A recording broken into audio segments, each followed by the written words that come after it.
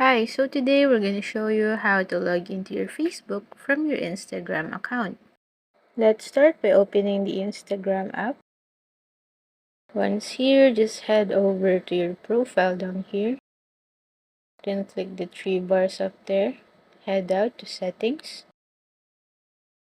And here, just scroll down. Click the account center.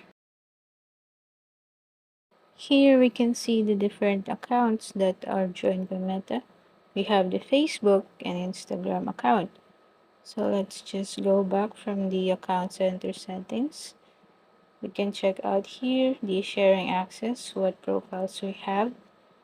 Then just click the logging in with accounts. So make sure that you check this one, the allow account, to log into each other. Once you do, then you're all set. You can now log in from your Instagram or Facebook to Instagram, whichever you want to do. So that's it for showing you how to log in to your Facebook with your Instagram account. Thank you for watching.